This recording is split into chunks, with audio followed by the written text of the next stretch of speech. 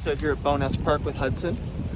This is the first outing we've had with him to a really busy place anyway. We've taken him out to a few other parks, but nothing quite like Bowness Park here where there's lots of dogs, lots of other people.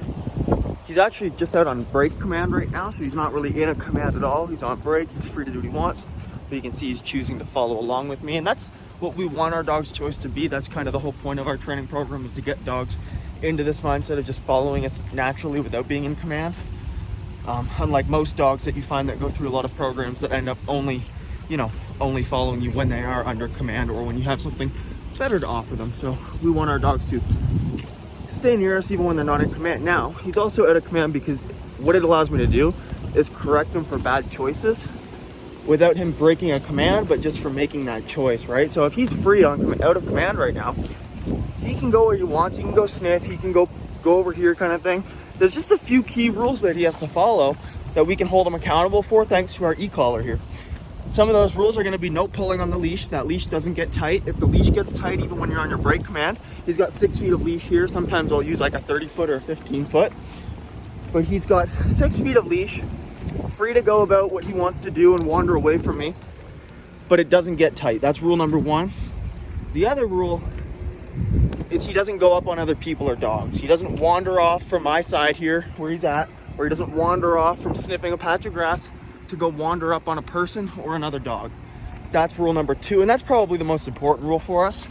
And that's again the beauty of the electronic collar, is we can correct him for that behavior of going up on that other person, let him know we disagree with it, and then give him a command. We correct him and then direct him into that proper command.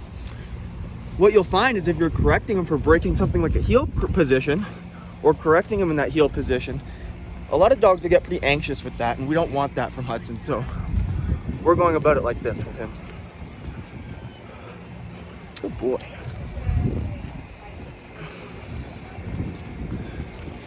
And you can see there, that gives him the opportunity to make these choices, and we can correct him for the wrong ones.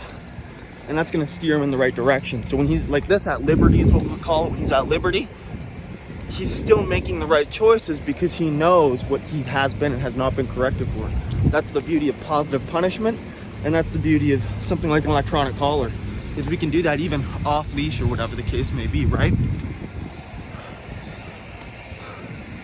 And you can see this whole time he's been on break, and he is just following me. So we're going to walk over here. Break. Break. I'm gonna go sniff around over here. Good. Break. See the squirrel. Squirrel.